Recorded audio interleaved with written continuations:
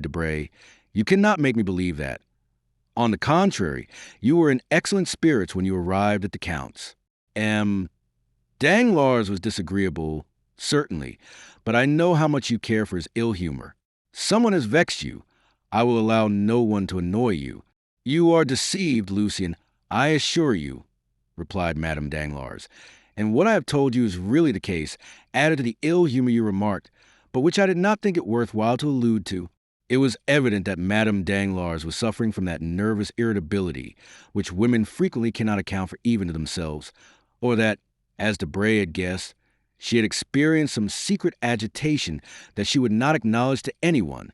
Being a man who knew that the former of these symptoms was one of the inherent penalties of womanhood, he did not then press his inquiries, but waited for a more appropriate opportunity, when he should again interrogate her, or receive an avowal proprio motu. At the door of her apartment, the Baroness met Mademoiselle Cornélie, her confidential maid. "What is my daughter doing?" asked Madame Danglars. "She practiced all the evening, and then went to bed," replied Mademoiselle Cornélie. "Yet I think I hear her piano." "It is Mademoiselle Louise d'Armilly, who is playing while Mademoiselle Danglars is in bed." "Well," said Madame Danglars, "come and undress me." They entered the bedroom. Debray stretched himself upon a large couch, and Madame Danglars passed into her dressing-room with Mademoiselle Cornélie. "My dear M. Lucien," said Madame Danglars through the door, "you're always complaining that Eugenie will not address a word to you." "Madame," said Lucien, playing with a little dog, who, recognizing him as a friend of the house, expected to be caressed, "I am not the only one who makes similar complaints. I think I heard Morcerf say that he could not extract a word from his betrothed." "True," said Madame Danglars. "Yet I think this will all pass off, and that you will one day see her enter your study." "My study?" "At least that of the minister." "Why so?"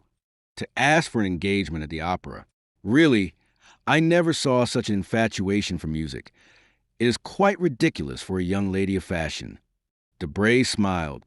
"Well," said he, "let her come, with your consent and that of the Baron, and we will try and give her an engagement, though we are very poor to pay such talent as hers." "Go, Cornélie," said Madame Danglars. "I do not require you any longer." Cornélie obeyed, and the next minute Madame Danglars left her room in a charming loose dress, and came and sat down close to Debray. Then she began thoughtfully to caress the little spaniel. Lucien looked at her for a moment in silence. "Come, Hermine," he said, after a short time, "answer candidly. Something vexes you, is it not so?" "Nothing," answered the Baroness. And yet, as she could scarcely breathe, she rose and went toward the looking-glass. "I am frightful tonight," she said. Debray rose, smiling, and was about to contradict the Baroness upon this latter point, when the door opened suddenly. Danglars appeared. Debray reseated himself. At the noise of the door, Madame Danglars turned round, and looked upon her husband with an astonishment she took no trouble to conceal. "Good evening, madame," said the banker. "Good evening, M. Debray." Probably the Baroness thought this unexpected visit signified a desire to make up for the sharp words he had uttered during the day. Assuming a dignified air, she turned round to Debray, without answering her husband. "Read me something, M. Debray," she said. Debray, who was slightly disturbed at this visit, recovered himself when he saw the calmness of the Baroness, and took up a book marked by a mother-of-pearl knife inlaid with gold. "Excuse me," said the banker, "but you will tire yourself, Baroness, by such late hours, and M. Debray lives some distance from here." Debray was petrified, not only to hear Danglars speak so calmly and politely, but because it was apparent that beneath outward politeness there really lurked a determined spirit of opposition to anything his wife might wish to do. The Baroness was also surprised, and showed her astonishment by a look which would doubtless have had some effect upon her husband if he had not been intently occupied with the paper, where he was looking to see the closing stock quotations. The result was that the proud look entirely failed of its purpose. "M. Lucien," said the Baroness, "I assure you I have no desire to sleep, and that I have 1,000 things to tell you this evening, which you must listen to, even though you slept while hearing me." "I am at your service, madam," replied Lucien coldly. "My dear M. Debray," said the banker, Do not kill yourself tonight listening to the follies of Madame Danglars, for you can hear them as well tomorrow. But I claim tonight and will devote it, if you will allow me, to talk over some serious matters with my wife." This time the blow was so well aimed and hit so directly that Lucien and the Baroness were staggered, and they interrogated each other with their eyes, as if to seek help against this aggression. But the irresistible will of the master of the house prevailed, and the husband was victorious. "Do not think I wish to turn you out, my dear Debray," continued Danglars. "Oh, no, not at all. An unexpected occurrence forces me to ask my wife to have a little conversation with me. It is so rarely I make such a request, I am sure you cannot grudge it to me." Debray muttered something, bowed and went out, knocking himself against the edge of the door, like Nathan in Athalie. "It is extraordinary," he said, when the door was closed behind him, "how easily these husbands, whom we ridicule, gain an advantage over us." Lucien having left, Danglars took his place on the sofa, closed the open book, and placing himself in a dreadfully dictatorial attitude, he began playing with the dog. But the animal, not liking him as well as Debray, and attempting to bite him, Danglars seized him by the skin of his neck and threw him upon a couch on the other side of the room. The animal uttered a cry during the transit, but, arrived at its destination, it crouched behind the cushions, and stupefied at such unusual treatment, remained silent and motionless. "Do you know, sir," asked the Baroness, "that you are improving? Generally you are only rude, but tonight you are brutal." "It is because I am in a worse humor than usual," replied Danglars. Hermine looked at the banker with supreme disdain. These glances frequently exasperated the pride of Danglars, but this evening he took no notice of them. "And what have I to do with your ill humor?" said the Baroness, irritated at the impassibility of her husband. "Do these things concern me? Keep your ill humor at home in your money boxes, or, since your clerks whom you pay, vent it upon them." "Not so," replied Danglars. "Your advice is wrong, so I shall not follow it. My money boxes are my Pactolus, as, I think, M.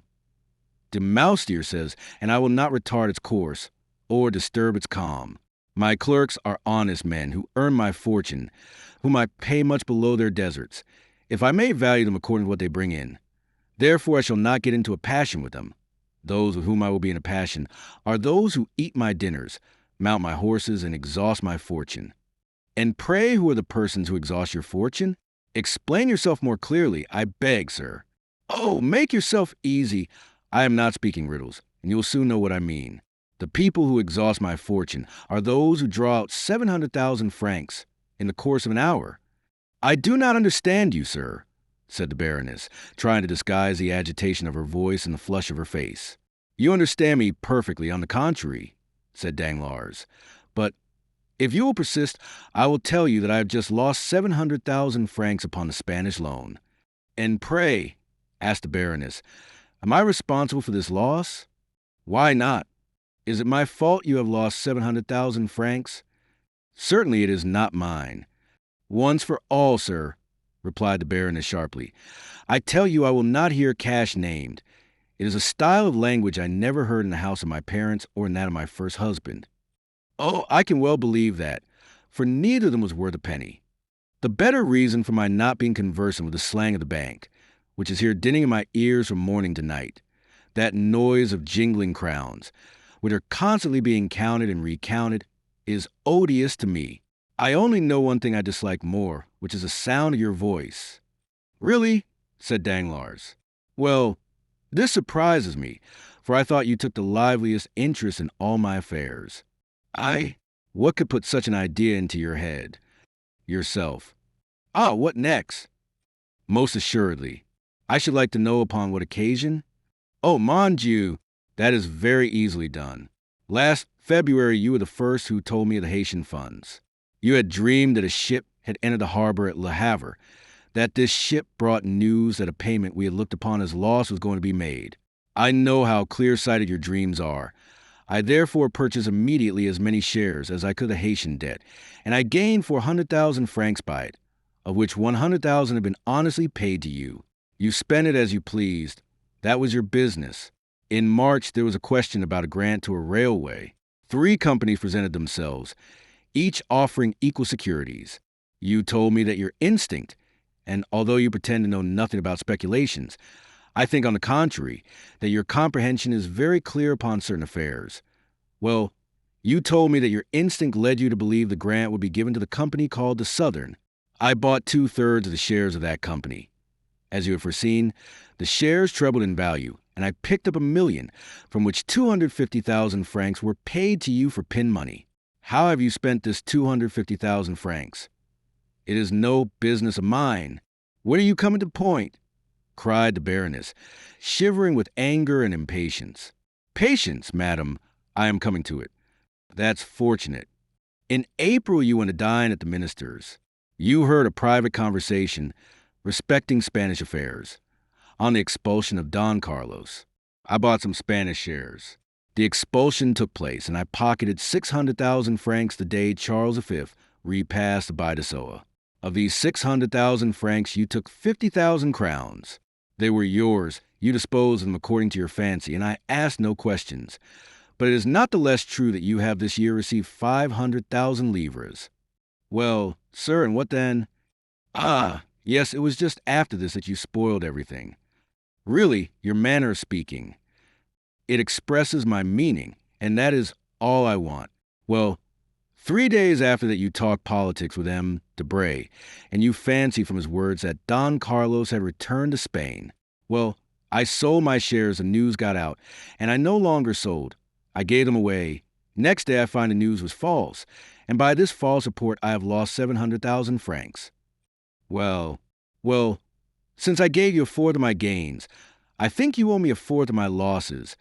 The 1/4 of 700,000 francs is 175,000 francs. What you say is absurd, and I cannot see why M. Debray's name is mixed up in this affair.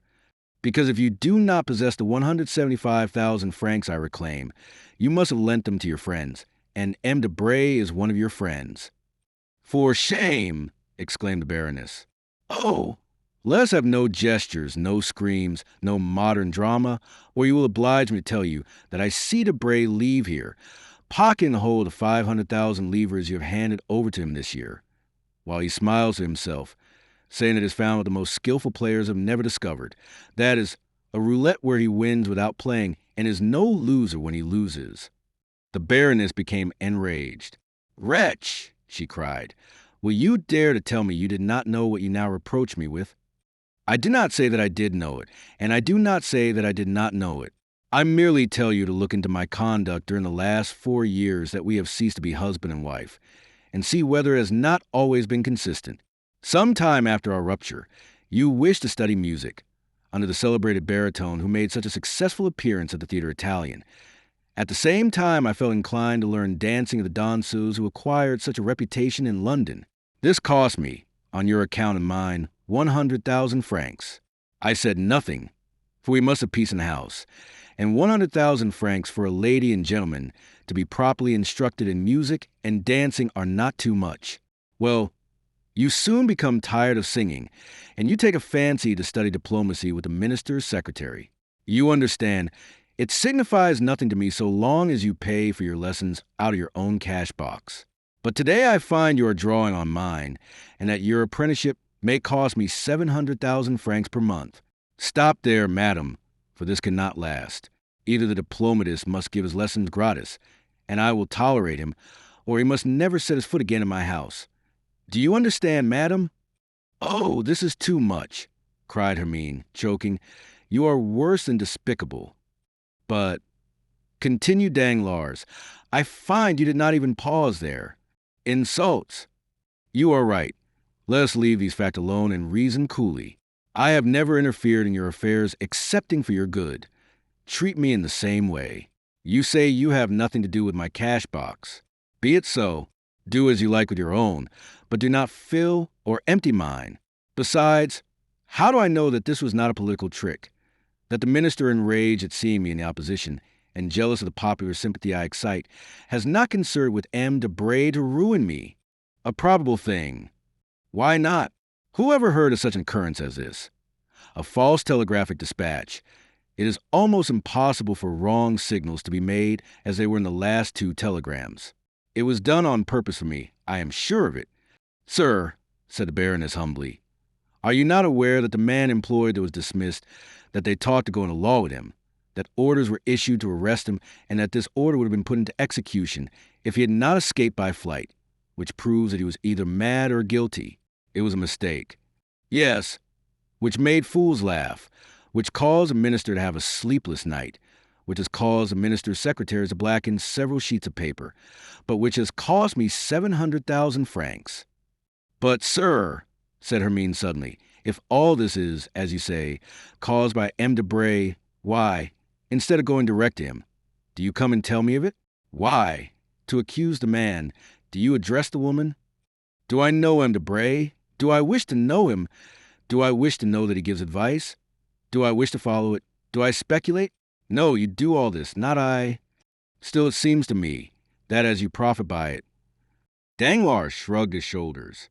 Foolish creature, he exclaimed. Women fancy they have talent because they have managed 2 or 3 intrigues without being the talk of Paris. But know that if you had even hidden your irregularities from your husband, who has but the commencement of the art, for generally husbands will not see, you would then have been but a faint imitation of most of your friends among the women of the world. But it has not been so with me.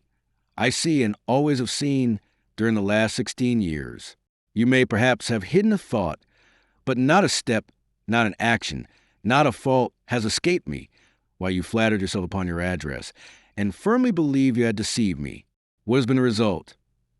That, thanks to my pretended ignorance, there is none of your friends, from M. de Villefort to M. Debray, who has not trembled before me. There is not one who has not treated me as a master of the house, the only title I desire with respect to you. There is not one, in fact, who would have dared to speak of me as I have spoken of them this day. I will allow you to make me hateful, but I will prevent your rendering me ridiculous, and, above all, I forbid you to ruin me.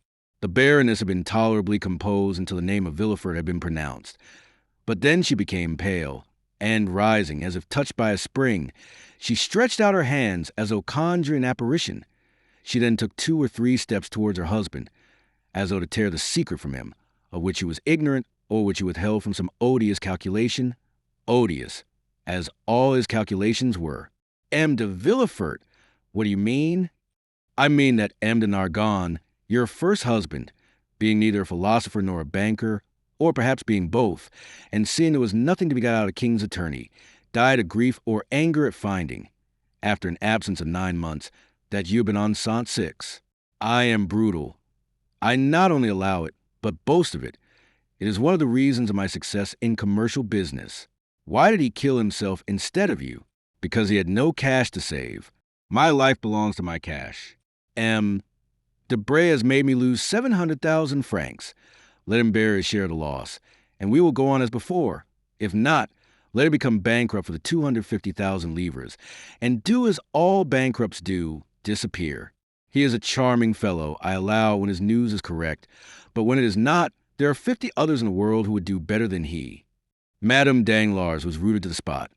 She made a violent effort to reply to this last attack, but she fell upon a chair thinking of Villefort, of the dinner scene, of the strange series of misfortunes which had taken place in her house during the last few days, and changed the usual calm of her establishment to a scene of scandalous debate. Danglars did not even look at her, though she did her best to faint. He shut the bedroom door after him, without adding another word, and returned to his apartments, and when Madame Danglars recovered from her half-fainting condition, she could almost believe that she had had a disagreeable dream. Chapter 66. Matrimonial projects. The day following this scene, at the hour Debray usually chose to pay a visit to Madame Danglars on his way to his office, his coupe did not appear. At this time, that is, about 12:30, Madame Danglars ordered her carriage and went out. Danglars, hidden behind a curtain, watched the departure he had been waiting for. He gave orders that he should be informed as soon as Madame Danglars appeared, but at 2 o'clock she had not returned. He then called for his horses, drove to the chamber, and inscribed his name to speak against the budget. From 12 to 2 o'clock Danglars had remained in his study, unsealing his dispatches, and becoming more and more sad every minute, heaping figure upon figure, and receiving, among other visits, one from Major Cavalcanti, who, as stiff and exact as ever, presented himself precisely at the hour named the night before, to terminate his business with the banker. On leaving the chamber, Danglars, who had shown violent marks of agitation during the sitting and been more bitter than ever against the ministry, re-entered his carriage and told the coachman to drive to the Avenue de Champs-Élysées, number 30. Monte Cristo was at home. Only he was engaged with someone and begged Danglars to wait for a moment in the drawing room. While the banker was waiting in the anteroom, the door opened, and a man dressed as an abbé and doubtless more familiar with the house than he was, came in and instead of waiting, merely bowed, passed on to the farther apartments, and disappeared. A minute after the door by which the priest had entered reopened, and Monte Cristo appeared. "Pardon me," said he, "my dear Baron, but one of my friends, the Abbé Busoni, whom you perhaps saw pass by, has just arrived in Paris. Not having seen him for a long time, I could not make up my mind to leave him sooner, so I hope this will be sufficient reason for my having made you wait." "Nay," said Danglars, "it is my fault. I have chosen my visit at a wrong time and will retire." "Not at all. On the contrary, be seated. But what is the matter with you? You look careworn. Really, you alarm me. Melancholy in a capitalist, like the appearance of comet, presages some misfortune to the world." "I have been in ill luck for several days," said Danglars, "and I have heard nothing but bad news." "Ah, indeed," said Monte Cristo. "Have you had another fall at the Bourse?" "No, I am safe for a few days at least. I am only annoyed about a bankrupt of Trieste." "Really? Does it happen to be Jacopo Manfredi?" "Exactly so. Imagine a man who has transacted business with me for I don't know how long, to the amount of 800,000 or 900,000 francs during the year. Never a mistake or delay. A fellow who paid like a prince. Well, I was $1 million in advance with him, and now my fine Jacopo Manfredi suspends payment. Really, it is an unheard of fatality. I draw upon him for 600,000 francs. My bills are returned unpaid, and more than that, I hold bills of exchange signed by him to the value of 400,000 francs, payable at his correspondence in Paris at the end of this month. Today is the 30th. I present them, but my correspondent has disappeared. This, with my Spanish affairs, made a pretty end to the month. Then you really lost by that affair in Spain?" "Yes. Only 700,000 francs out of my cash box, nothing more." "Why? How could you make such a mistake? Such an old stager." "Oh, it is all my wife's fault. She dreamed Don Carlos had returned to Spain. She believes in dreams. It is magnetism, she says, and when she dreams a thing it is sure to happen, she assures me. On this conviction, I allow her to speculate, she having her bank and her stockbroker. She speculated and lost. It is true she speculates with her own money, not mine. Nevertheless, you can understand that when 700,000 francs leave the wife's pocket, the husband always finds it out. But do you mean to say you have not heard of this? Why, the thing has made a tremendous noise." "Yes, I heard it spoken of, but I did not know the details, and then no one can be more ignorant than I am of the affairs in the Bourse." "Then you do not speculate?" "I? How could I speculate when I already have so much trouble in regulating my income? I should be obliged, beside my steward, to keep a clerk and a boy. But touching these Spanish affairs, I think that the Baroness did not dream the whole of the Don Carlos matter. The papers said something about it, did they not?" "Then you believe the papers?" "I? Not the least in the world. Only I fancy that the honest Messager was an exception to the rule, and that it only announced telegraphic dispatches." "Well, that's what puzzles me," replied Danglars. "The news of the return of Don Carlos was brought by telegraph. So that," said Monte Cristo, "you have lost nearly 1,700,000 francs this month." "Not nearly, indeed. That is exactly my loss." "Diable," said Monte Cristo compassionately. "It is a hard blow for a third-rate fortune." "Third-rate," said Danglars, rather humble. "What do you mean by that?" "Certainly," continued Monte Cristo, "I make 3 assortments in fortune: first-rate, second-rate, and third-rate fortunes. I call those first-rate which are composed of treasures one possesses under one's hand, such as mines, lands, and funded property, in such states as France, Austria, and England, provided these treasures and property form a total of about 100 millions. I call those second-rate fortunes, that are gained by manufacturing enterprises, joint stock companies, viceroyalties, and principalities, not drawing more than 1,500,000 francs, the whole forming a capital of about 50 millions. Finally, I call those third-rate fortunes, which are composed of fluctuating capital, dependent upon the will of others, or upon chances which a bankruptcy involves or a false telegram shakes, such as banks, speculations of the day. In fact, all operations, under the influence of greater or less mischances, the whole bringing in a real or fictitious capital of about 15 millions. Certainly, continued Monte Cristo, I make 3 assortments in fortune, first-rate, second-rate, and third-rate fortunes. I think this is about your position, is it not? Confound it, yes, replied Danglars. The result, then, of 6 more such months as this would be to reduce the third-rate house to despair. Oh, said Danglars, becoming very pale, how you are running on. Let us imagine 7 such months, continued Monte Cristo in the same tone. Tell me, have you ever thought that 7 times 1,700,000 francs make nearly 12 millions? No, you have not. Well, you are right. For if you indulge in such reflections, you would never risk your principle, which is to the speculator what the skin is to civilized man. We have our clothes, some more splendid than others. This is our credit. But when a man dies, he is only his skin. In the same way, on retiring from business, you have nothing but your real principal, about 5 or 6 millions at the most, for third-rate fortunes are never more than a fourth of what they appear to be, like the locomotive on a railway, the size of which is magnified by the smoke and steam surrounding it.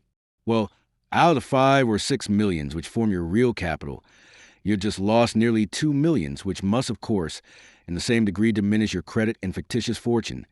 To follow out my simile, your skin has been opened by bleeding, and this if repeated 3 or 4 times will cause death.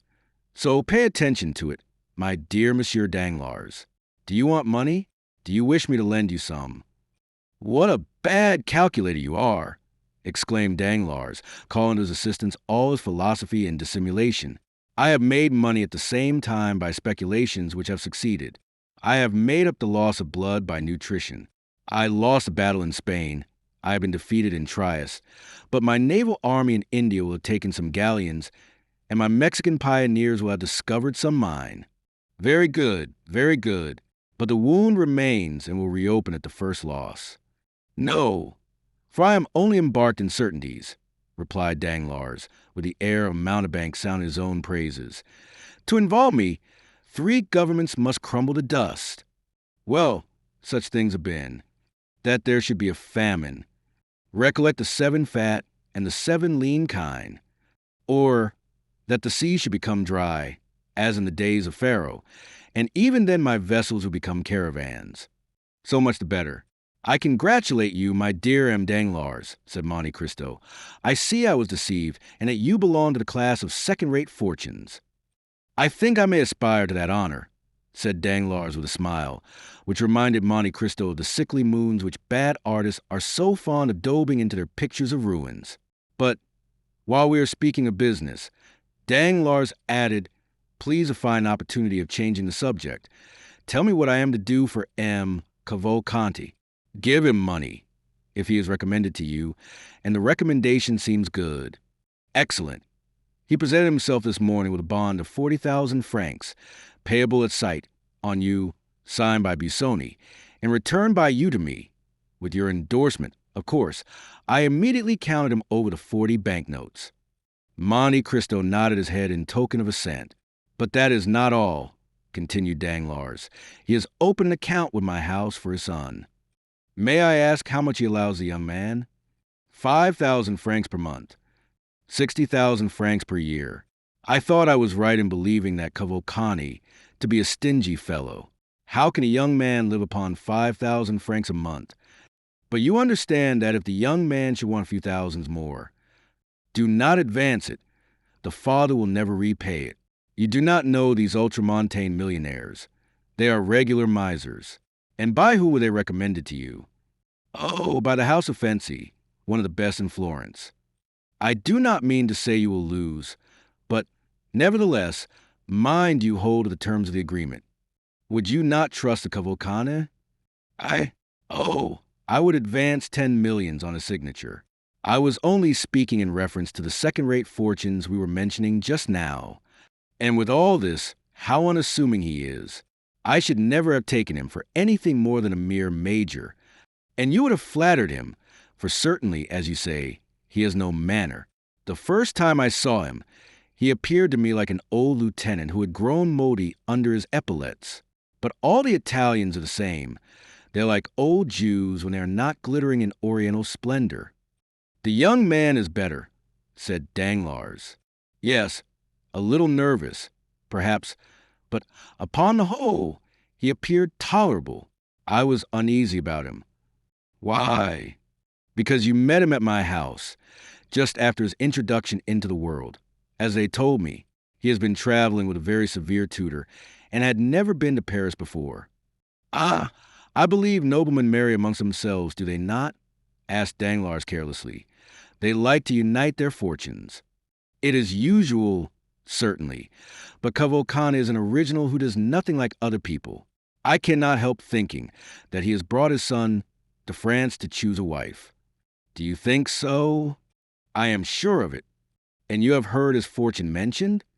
Nothing else was talked of. Only some said he was worth millions, and others that he did not possess a farthing. And what is your opinion? I ought not to influence you, because it is only my own personal impression. Well, and it is that my opinion is that all these old podestas, these ancient condottieri, for the Cavalcanti have commanded armies and governed provinces. My opinion, I say, is that they have buried their millions in corners, the secret of which they have transmitted only to their eldest sons, who have done the same from generation to generation, and the proof of this is seen in their yellow and dry appearance, like the florins of the Republic, which, from being constantly gazed upon, have become reflected in them. Certainly, said Danglars, and this is further supported by the fact of their not possessing an inch of land. Very little, at least. I know of none which Cavalcanti possesses, excepting his palace in Lucca. Ah, he has a palace? Said Danglars, laughing. Come, that is something. Yes, and more than that, he lets it to the Minister of Finance while he lives in a simple house. Oh, as I told you before, I think the old fellow is very close. Come, you do not flatter him. I scarcely know him. I think I have seen him 3 times in my life. All I know relating to him is through Busoni and himself. He was telling me this morning that, tired of letting his property lie dormant in Italy, which is a dead nation, he wished to find a method, either in France or England, of multiplying his millions. But remember that though I place great confidence in Busoni, I am not responsible for this. Never mind. Accept my thanks for the client you have sent me. It is a fine name to inscribe on my ledgers, and my cashier was quite proud of it when I explained to him who the Cavalcanti were. By the way, this is merely a simple question.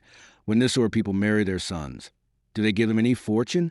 Oh, that depends upon circumstances. I know an Italian prince, rich as a gold mine, one of the noblest families in Tuscany, who, when his sons married according to his wish, gave them millions, and when they married against his consent, merely allowed them 30 crowns a month. Should Andrea marry according to his father's views, he will, perhaps, give him 1, 2, or 3 millions. For example, supposing it were the daughter of a banker, he might take an interest in the house of the father-in-law of his son. Then again, if he disliked his choice, the major takes the key, double locks his coffer, and Master Andrea will be obliged to live like the sons of Parisian family, by shuffling cards or rattling the dice. Ah, that boy will find out some Bavarian or Peruvian princess. He will want a crown, an El Dorado, and Potosi. No, these grand lords on the other side of the Alps frequently marry into plain families. Like Jupiter, they like to cross the race. But do you wish to marry Andrea, my dear M. Danglars, that you are asking so many questions? My FOI, said Danglars. It would not be a bad speculation, I fancy, and you know I am a speculator. You are not thinking of Mademoiselle Danglars, I hope. You are not like poor Andrea to have his throat cut by Albert? Albert, repeated Danglars, shrugging his shoulders. Ah, well, he would care very little about it, I think. But he is betrothed to your daughter, I believe? Well, and de Morcerf and I have talked about this marriage, but Madame de Morcerf and Albert, you do not mean to say that it would not be a good match? Indeed, I imagine that Mademoiselle Danglars is as good as M. de Morcerf. Mademoiselle Danglars' fortune will be great, no doubt, especially if the telegraph should not make any more mistakes. Oh, I do not mean her fortune only, but tell me, what? Why did you not invite M. and Madame de Morcerf to your dinner? I did so, but he excused himself on account of Madame de Morcerf being obliged to go to Dieppe for the benefit of sea air. Yes, yes, said Danglars, laughing. It would do her a great deal of good. Why so? Because it is the air she always breathed in her youth. Monte Cristo took no notice of this ill-natured remark. But still, if Albert be not so rich as Mademoiselle Danglars, said the Count, you must allow that he has a fine name? So he has, but I like mine as well. Certainly. Your name is popular and does honor to the title they have adorned it with, but you are too intelligent not to know that according to a prejudice, too firmly rooted to be exterminated, a nobility which dates back 5 centuries is worth more than one that can only reckon 20 years. And for this very reason, said Danglars with a smile, which he tried to make sardonic, I prefer M. Andrea Cavalcanti to M. Albert de Morcerf. Still, I should not think the Morcerfs would yield to the Cavalcanti. The Morcerfs? Stay, my dear Count, said Danglars. You are a man of the world, are you not? I think so. And you understand heraldry? A little. Well, look at my coat of arms. It is worth more than Morcerf's. Why so? Because though I am not a baron by birth, my real name is at least Danglars. Well, what then? While his name is not Morcerf. How, not Morcerf? Not the least in the world. Go on. I have been made a baron, so that I actually am one. He made himself a count, so that he is not one at all. Impossible. Listen, my dear Count, M. de Morcerf has been my friend, or rather my acquaintance, during the last 30 years. You know I have made the most of my arms, though I never forgot my origin. A proof of great humility or great pride, said Monte Cristo. Well, when I was a clerk, Morcerf was a mere fisherman. And then he was called Fernand. Only Fernand? Fernand Mondego. You are sure. Pardieu, I have bought enough fish of him to know his name. Then, why did you think of giving your daughter to him? Because Fernand and Danglars, being both parvenus, both having become noble, both rich, are about equal in worth, excepting that there have been certain things mentioned in him that were never said of me. What? Oh, nothing. Ah, yes. What you tell me recalls to mind something about the name of Fernand Mondego. I have heard that name in Greece. In conjunction with the affairs of Ali Pasha? Exactly so. This is the mystery, said Danglars. I acknowledge I would have given anything to find it out. It would be very easy if you much wished it. How so? Probably you have some correspondent in Greece? I should think so. At Yanina? Everywhere. Well, write to your correspondent in Yanina and ask him what part was played by a Frenchman named Fernand Mondego in the catastrophe of Ali Tepelini. You are right, exclaimed Danglars, rising quickly. I will write today. Do so. I will. And if you should hear of anything very scandalous, I will communicate it to you. You will oblige me. Danglars rushed out of the room and made but one leap into his coupe. Chapter 67. The Office of the King's Attorney. Let us leave the banker driving his horses at their fullest speed and follow Madame Danglars in her morning excursion. We have said that at 12:30 Madame Danglars had ordered her horses and had left home in the carriage. She directed her course toward the Faubourg Saint-Germain, went down the Rue Mazarine, and stopped at the Passage du Pont-Neuf. She descended and went through the passage. She was very plainly dressed, as would be the case with a woman of taste walking in the morning. At the Rue Guénégaud she called a cab, and directed the driver to go to the Rue de Harley. As soon as she was seated in the vehicle, she drew from her pocket a very thick black veil, which she tied on to her straw bonnet. She then replaced the bonnet, and saw with pleasure, in a little pocket mirror, that her white complexion and brilliant eyes were alone visible. The cab crossed the Pont-Neuf and entered the Rue de Harley by the Place Dauphine.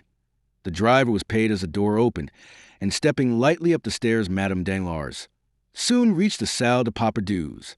There was a great deal going on that morning, and many business-like persons at the Palais. Business-like persons pay very little attention to women, and Madame Danglars crossed the hall without exciting any more attention than any other woman calling upon her lawyer. There was a great press of people in M. de Villefort's antechamber, but Madame Danglars had no occasion even to pronounce her name. The instant she appeared, the doorkeeper rose, came to her, and asked her whether she was not the person with whom the procureur had made an appointment, and on her affirmative answer being given, he conducted her by a private passage to M. de Villefort's office. The magistrate was seated in an armchair, writing, with his back towards the door. He did not move as he heard open, and the doorkeeper pronounced the words, "Walk in, madam," and then recluse it. But no sooner had the man's footsteps ceased than he started up, drew the bolts, closed the curtains, and examined every corner of the room. Then, when he had assured himself that he could neither be seen nor heard, and was consequently relieved of doubts, he said, "Thanks, madam. Thanks for your punctuality." And he offered a chair to Madame Danglars, which she accepted, for her heart beat so violently that she felt nearly suffocated. "It is a long time, madam," said the procureur, describing a half-circle with his chair, so as to place himself exactly opposite to Madame Danglars. "It is a long time since I had the pleasure of speaking alone with you, and I regret that we have only now met to enter upon a painful conversation. Nevertheless, sir, you see I have answered your first appeal, although certainly the conversation must be much more painful for me than for you." Villefort smiled bitterly. "It is true, then," he said, rather uttering his thoughts aloud than addressing his companion. "It is true, then, that all our actions leave their traces, some sad, others bright, on our paths. It is true that every step in our lives is like the course of an insect on the sands. It leaves its track. Alas, to many the path is traced by tears." "Sir," said Madame Danglars, "you can feel for my emotion, can you not? Spare me, then, I beseech you. When I look at this room, when so many guilty creatures have departed, trembling and ashamed, when I look at that chair before which I now sit trembling and ashamed, oh, it requires all my reason to convince me that I am not a very guilty woman, and you a menacing judge." Villefort dropped his head and sighed. "And I," he said, "I feel that my place is not in the judge's seat, but on the prisoner's bench." "You," said Madame Danglars. "Yes, I think, sir, you exaggerate your situation," said Madame Danglars, whose beautiful eyes sparkled for a moment. "The paths of which you were just speaking have been traced by all young men of ardent imaginations. Besides the pleasure, there is always remorse from the indulgence of our passions. And after all, what have you men to fear from all this? The world excuses, and notoriety ennobles you." "Madam," replied Villefort, "you know that I am no hypocrite, or at least that I never deceive without a reason. If my brow be severe, it is because many misfortunes have clouded it. If my heart be petrified, it is that it might sustain the blows it has received. I was not so in my youth. I was not so on the night of betrothal, when we were all seated around a table in the Rue du Cours at Marseilles. But since then everything has changed in and about me.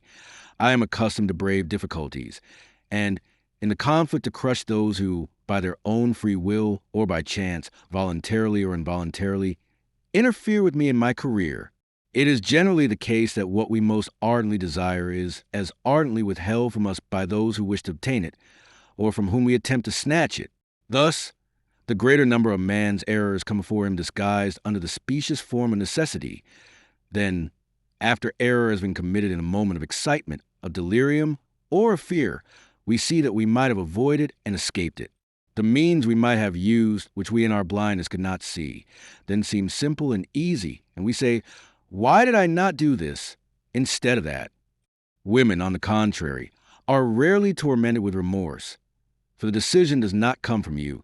Your misfortunes are generally imposed upon you, and your faults the results of others' crimes. "In any case, sir, you will allow," replied Madame Danglars, "that, even if the fault were alone mine, I last night received a severe punishment for it." "Poor thing," said Villefort, pressing her hand. "It was too severe for your strength, for you were twice overwhelmed, and yet—" Well, I must tell you, collect all your courage, for you have not yet heard all." "Ah!" exclaimed Madame Danglars, alarmed. "What is there more to hear?" "You only look back to the past, and it is indeed bad enough. Well, picture to yourself a future more gloomy still, certainly frightful, perhaps sanguinary." The Baroness knew how calm Villefort naturally was, and his present excitement frightened her so much that she opened her mouth to scream, but the sound died in her throat. "How has this terrible past been recalled?" cried Villefort. "How is it that it has escaped from the depths of the tomb and the recesses of our hearts, where it was buried, to visit us now, like a phantom, whitening our cheeks and flushing our brows with shame?" "Alas," said Hermine, "doubtless it is chance." "Chance!" replied Villefort. "No, no, madam, there is no such thing as chance." "Oh, yes. Has not a fatal chance revealed all this? Was it not by chance the Count of Monte Cristo bought that house? Was it not by chance he caused the earth to be dug up? Is it not by chance that the unfortunate child was disinterred under the trees? That poor innocent offspring of mine, which I never even kissed, but for whom I wept many, many tears. Ah, my heart clung to the Count when he mentioned the dear spoil found beneath the flowers. Well, no, madam, this is the terrible news I have to tell you," said Villefort in a hollow voice. "No, nothing was found beneath the flowers. There was no child disinterred. No, you must not weep. No, you must not groan. You must tremble." "What can you mean?" asked Madame Danglars, shuddering. "I mean that de Monte Cristo, digging underneath these trees, found neither skeleton nor chest, because neither of them was there." "Neither of them there?" repeated Madame Danglars, her staring, wide-open eyes expressing her alarm. "Neither of them there," she again said, as though striving to impress herself with the meaning of the words which escaped her. "No," said Villefort, burying his face in his hands. "No, 100 times no." "Then you did not bury the poor child there, sir? Why did you deceive me? Where did you place it? Tell me where." "There. But listen to me. Listen, and you will pity me who has for 20 years alone borne the heavy burden of grief I am about to reveal, without casting the least portion upon you. Oh, you frighten me. But speak, I will listen. You recollect that sad night when you were half expiring on that bed in the red damask room, while I, scarcely less agitated than you, awaited your delivery. The child was born, was given to me, motionless, breathless, voiceless. We thought it dead." Madame Danglars moved rapidly, as though she would spring from her chair, but Villefort stopped and clasped his hands as if to implore her attention. "We thought it dead," he repeated. "I placed it in the chest, which was to take the place of coffin. I descended to the garden, I dug a hole, and then flung it down in haste. Scarcely had I covered it with earth, when the arm of the Corsican was stretched towards me. I saw a shadow rise, and at the same time, a flash of light. I felt pain. I wished to cry out, but an icy shiver ran through my veins and stifled my voice. I felt lifeless, and fancied myself killed. Never shall I forget your sublime courage, when, having returned to consciousness, I dragged myself to the foot of the stairs, and you, almost dying yourself, came to meet me. We were obliged to keep silent upon the dreadful catastrophe. You had the fortitude to regain the house, assisted by your nurse. A duel was the pretext for my wound. Though we scarcely expected it, our secret remained in our own keeping alone. I was taken to Versailles. For 3 months I struggled with death. At last, as I seemed to cling to life, I was ordered to the south. For men carried me from Paris to Châlons, walking 6 leagues a day. Madame de Villefort followed the litter in her carriage. At Châlons I was put upon the Saône, thence I passed on to the Rhône, whence I descended, merely with the current, to Alls. At Alls I was again placed on my litter and continued my journey to Marseilles. My recovery lasted 6 months. I never heard you mentioned, and I did not dare inquire for you. When I returned to Paris, I learned that you, the widow of M. de Nargonne, had married M. Danglars. What was the subject of my thoughts from the time consciousness returned to me? Always the same, always the child's corpse, coming every night in my dreams, rising from the earth, and hovering over the grave with menacing look and gesture. I inquired immediately on my return to Paris. The house had not been inhabited since we left it, but had just been let for 9 years. I found the tenant. I pretended that I disliked the idea that a house belonging to my wife's father and mother should pass into the hands of strangers. I offered to pay them for canceling the lease. They demanded 6,000 francs. I would have given 10,000. I would have given 20,000. I had the money with me. I made the tenant sign the deed of resolution, and when I had obtained what I so much wanted, I galloped to Château. No one had entered the house since I had left it. It was 5 o'clock in the afternoon. I ascended into the Red Room and waited for night. There all the thoughts which had disturbed me during my year of constant agony came back with double force. The Corsican, who had declared the vendetta against me, who had followed me from Nîmes to Paris, who had hid himself in the garden, who had struck me, had seen me dig the grave, had seen me inter the child. He might become acquainted with your person. Nay, he might even then have known it. Would he not one day make you pay for keeping this terrible secret? Would it not be a sweet revenge for him when he found that I had not died from the blow of his dagger? It was therefore necessary, before everything else and at all risks, that I should cause all traces of the past to disappear, that I should destroy every material vestige. Too much reality would always remain in my recollection. It was for this I had annulled the lease. It was for this I had come. It was for this I was waiting. Night arrived. I allowed it to become quite dark. I was without a light in that room. When the wind shook all the doors, behind which I continually expected to see some spy concealed, I trembled. I seemed everywhere to hear your moans behind me in the bed, and I dared not turn around. My heart beat so violently that I feared my wound would open. At length, one by one, all the noises in the neighborhood ceased. I understood that I had nothing to fear, that I should neither be seen nor heard, so I decided upon descending to the garden. Listen, Hermine, I consider myself as brave as most men, but when I drew from my breast a little key of the staircase, which I had found in my coat, that little key we both used to cherish so much, which you wish to fasten to a golden ring, when I opened the door and saw the pale moon shedding a long stream of white light on the spiral staircase like a specter, I leaned against the wall and nearly shrieked. I seemed to be going mad. At last I mastered my agitation. I descended the staircase step by step. The only thing I could not conquer was a strange trembling in my knees. I grasped the railings. If I had relaxed my hold for a moment, I should have fallen. I reached the lower door. Outside this door a spade was placed against the wall. I took it and advanced towards a thicket. I had provided myself with a dark lantern. In the middle of the lawn I stopped to light it, then I continued my path. It was the end of November. All the verge of the garden had disappeared. The trees were nothing more than skeletons with their long, bony arms, and the dead leaves sounded on the gravel under my feet. My terror overcame me to such a degree as I approached the thicket that I took a pistol from my pocket and armed myself. I fancied continually that I saw the figure of the Corsican between the branches. I examined the thicket with my dark lantern. It was empty. I looked carefully around. I was indeed alone. No noise disturbed the silence but the owl, whose piercing cries seemed to be calling up the phantoms of the night. I tied my lantern to a forked branch I had noticed a year before at the precise spot where I stopped to dig the hole. The grass had grown very thickly there during the summer, and when autumn arrived no one had been there to mow it. Still one place where the grass was then attracted my attention. It evidently was there I had turned up the ground. I went to work. The hour, then, for which I had been waiting during the last year, had at length arrived. How I worked, how I hoped, how I struck every piece of turf, thinking to find some resistance to my spade.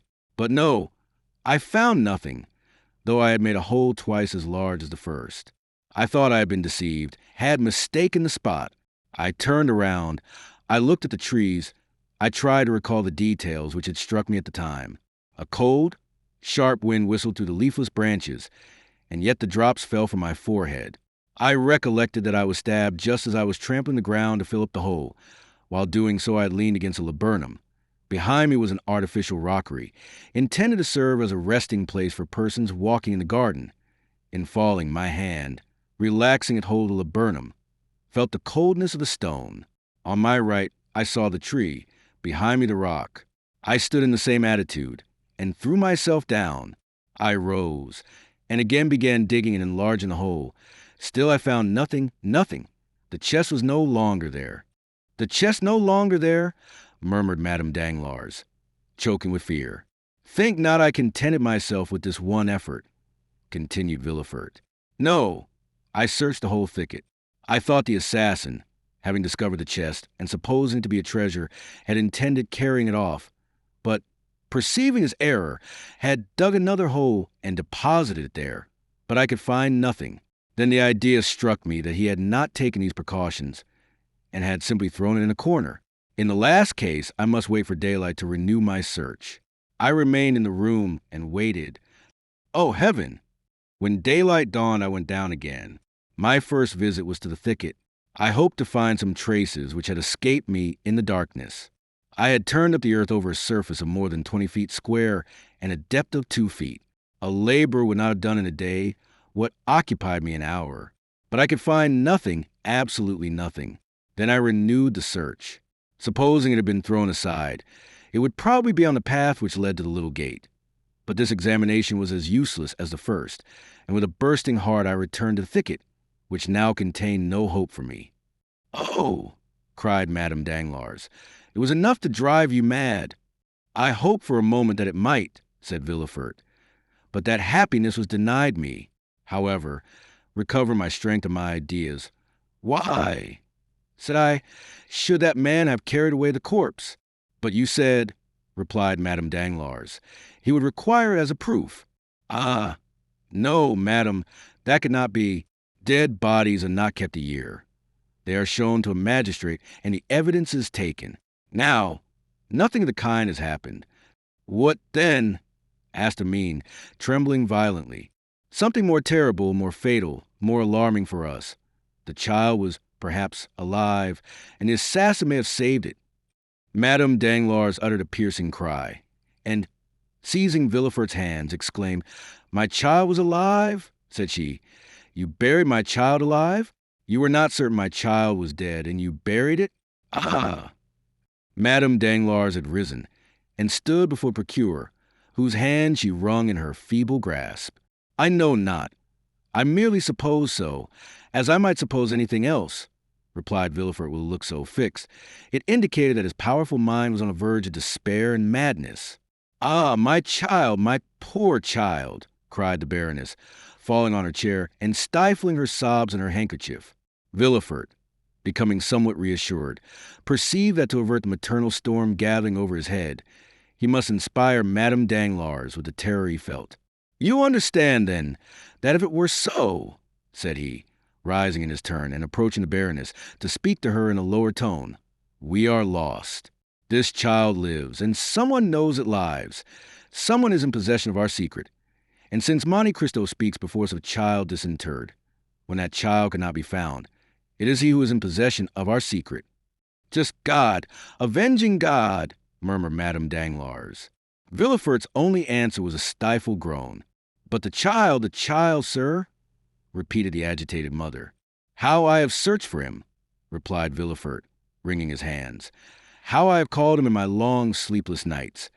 How I have longed for royal wealth to purchase 1,000,000 of secrets from 1,000,000 of men, and to find mine among them.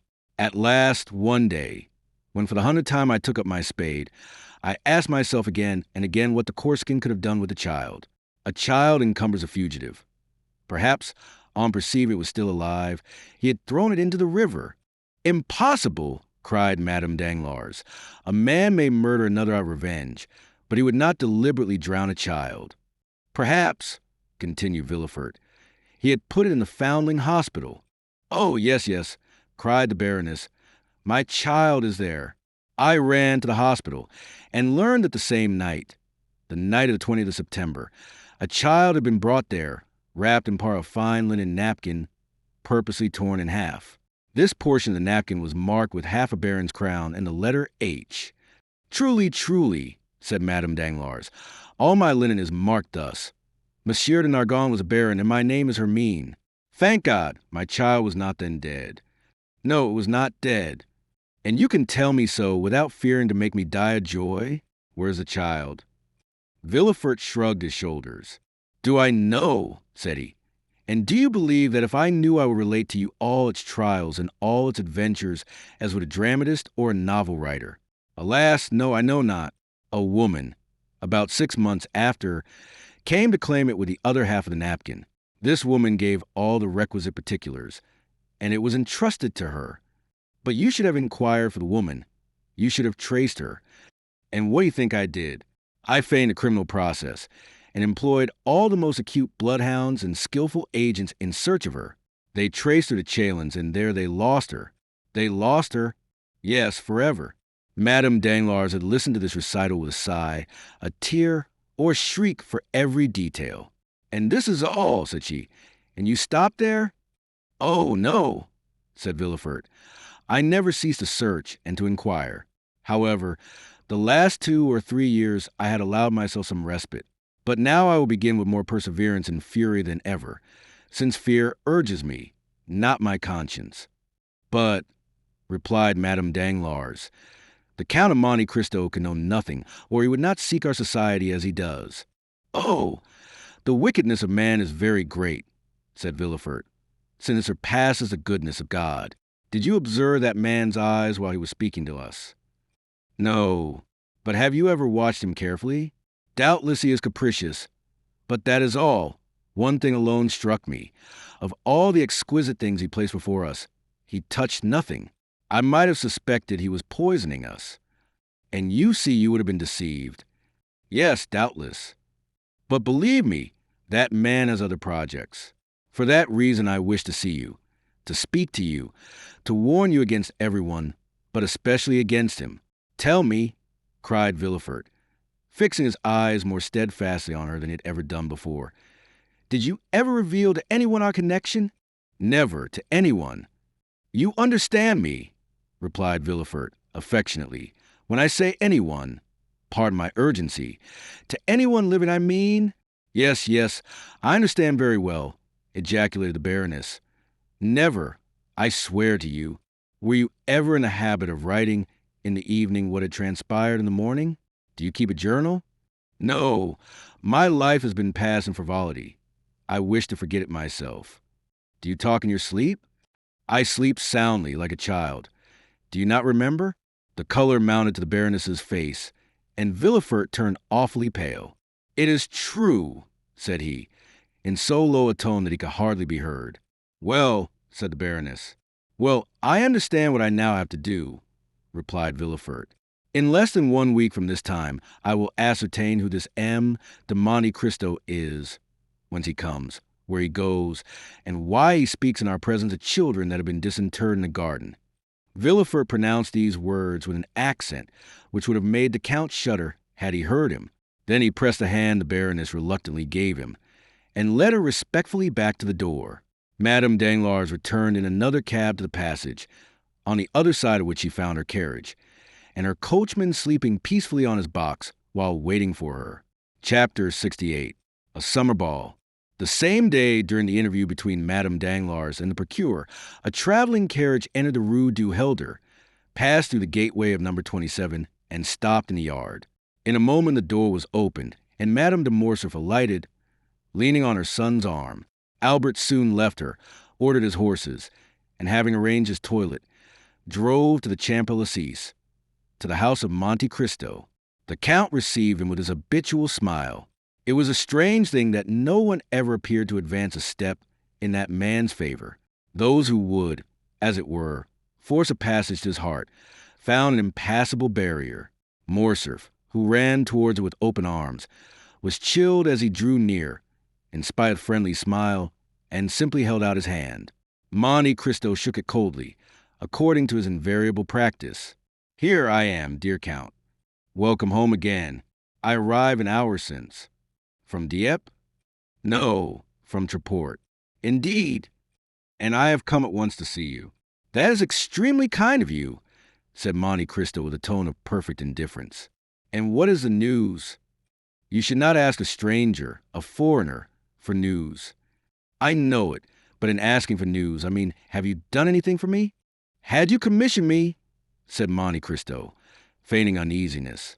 "Come, come," said Albert, "do not assume so much indifference. It is said, sympathy travels rapidly, and when at your port I felt the electric shock. You have either been working for me or thinking of me." "Possibly," said Monte Cristo. "I have indeed thought of you, but the magnetic wire I was guiding acted, indeed, without my knowledge." "Indeed? Pray tell me how it happened." "Willingly. Danglars dined with me. I know it. To avoid meeting him, my mother and I left town. But he met here Andrea Cavalcanti. Your Italian prince? Not so fast. Andrea only calls himself Count. Calls himself, do you say? Yes, calls himself. Is he not a count? What can I know of him? He calls himself so. I, of course, give him the same title, and everyone else does likewise. What a strange man you are. What next? You say Danglars dined here? Yes, with Count Cavalcanti. The Marquis, his father, Madame Danglars, and Madame de Villefort. Charming people. Debray, Maximilian Morel, and de Château. Did they speak of me? Not a word. So much the worse. Why so? I thought you wished them to forget you. If they did not speak of me, I am sure they thought about me, and I am in despair. How will that affect you, since Mademoiselle Danglars was not among the number here who thought of you? Truly, she might have thought of you at home. I have no fear of that. Or if she did, it was only in the same way in which I think of her. Touching sympathy. So you hate each other? Said the Count. Listen, said Morcerf. If Mademoiselle Danglars were disposed to take pity on my supposed martyrdom on her account, and would dispense with all matrimonial formalities between our two families, I am ready to agree to the arrangement. In a word, Mademoiselle Danglars would make a charming mistress. But a wife, diable. And this, said Monte Cristo, is your opinion of your intended spouse? Yes, it is rather unkind, I acknowledge, but it is true. But as this dream cannot be realized, since Mademoiselle Danglars must become my lawful wife, live perpetually with me, sing to me, compose verses and music within 10 paces of me, and that for my whole life, it frightens me. One may forsake a mistress, but a wife, good heavens, there she must always be, and to marry Mademoiselle Danglars would be awful. You are difficult to please, Viscount. Yes, for I often wish for what is impossible. What is that?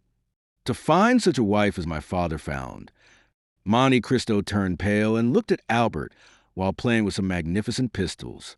Your father was fortunate then, said he. You know my opinion of my mother, Count. Look at her, still beautiful, witty, more charming than ever. For any other son to have stayed with his mother for 4 days at your port, it would have been a condescension or martyrdom. While I return, more contented, more peaceful, shall I say more poetic, than if I had taken Queen Mab or Titania as my companion. That is an overwhelming demonstration, and you would make everyone vow to live a single life. Such are my reasons for not liking to marry Mademoiselle Danglars. Have you ever noticed how much a thing is heightened in value when we obtain possession of it? The diamond which glittered in the window at Merlius or Fawson's shines with more splendor when it is our own. But if we are compelled to acknowledge the superiority of another, and still must retain the one that is inferior, do you not know what we have to endure? Worldling, murmured the Count. Thus I shall rejoice when Mademoiselle Eugenie perceives I am but a pitiful atom, with scarcely as many 100,000 francs as she has millions. Monte Cristo smiled. One plan occurred to me, continued Albert. Franz likes all that is eccentric. I try to make him fall in love with Mademoiselle Danglars, but in spite of 4 letters, written in the most alluring style, he invariably answered, My eccentricity may be great, but it will not make me break my promise. That is what I call devoted friendship, to recommend to another one whom you would not marry yourself. Albert smiled. Apropos, continued he, Franz is coming soon, but will not interest you. You dislike him, I think? Aye, said Monte Cristo. My dear Viscount, how have you discovered that I did not like Franz? I like everyone. And you include me in the expression, everyone, many thanks. Let us not mistake, said Monte Cristo. I love everyone as God commands us to love our neighbor, as Christians, but I thoroughly hate but a few. Let us return to Franz d'Épinay. Did you say he was coming? Yes. Summoned by de Villefort, who is apparently as anxious to get Mademoiselle Valentine married as Danglars is to see Mademoiselle Eugenie settled. It must be a very irksome office to be the father of a grown-up daughter. It seems to make one feverish, and to raise one's pulse to 90 beats a minute until the deed is done. But Dieppe, unlike you, bears his misfortune patiently. Still more, he talks seriously about the matter, puts on a white tie, and speaks of his family. He entertains a very high opinion of M. and Madame de Villefort, which they deserve, do they not? I believe they do. M. de Villefort has always passed for a severe but a just man. There is then one, said Monte Cristo, whom you do not condemn like poor Danglars? Because I am not compelled to marry his daughter, perhaps, replied Albert, laughing. Indeed, my dear sir, said Monte Cristo, you are revoltingly foppish. I foppish? How do you mean? Yes. Pray take a cigar, and cease to defend yourself, and to struggle to escape marrying Mademoiselle Danglars. Let things take their course. Perhaps you may not have to retract. Bah! Said Albert, staring. Doubtless. My dear Viscount, you will not be taken by force. And seriously, do you wish to break off your engagement? I would give 100,000 francs to be able to do so. Then make yourself quite easy. Danglars would give double that sum to attain the same end. Am I indeed so happy? Said Albert, who still could not prevent an almost imperceptible cloud passing across his brow. But, my dear Count, has Danglars any reason? Ah, there is your proud and selfish nature. You expose the self-love of another with a hatchet, but you shrink if your own is attacked with a needle. But yet, Danglars appeared. Delighted with you, was he not? Well, he is a man of bad taste, and is still more enchanted with another. I know not whom. Look and judge for yourself.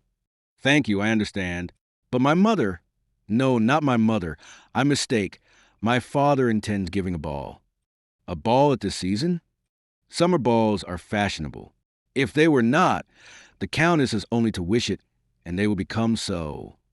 You are right. You know they are select affairs.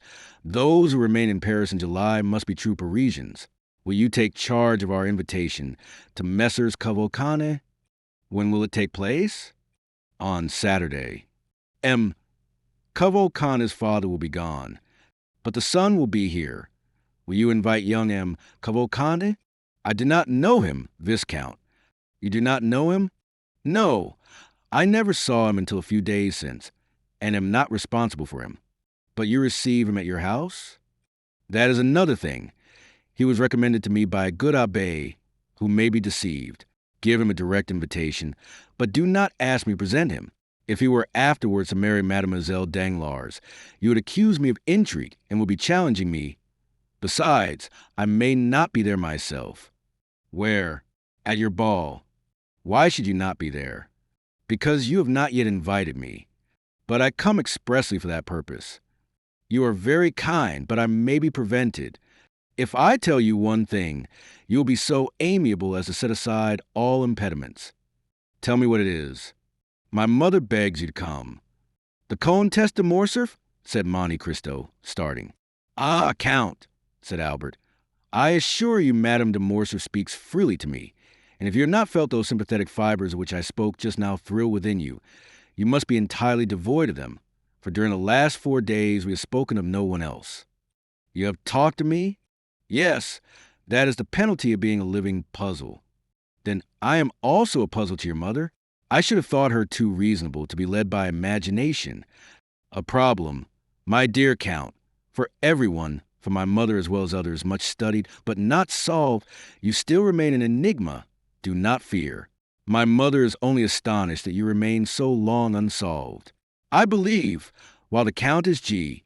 takes you for Lord Ruthven, my mother imagines you to be Cagliostro or the Count Saint-Germain. The first opportunity you have, confirm her in her opinion.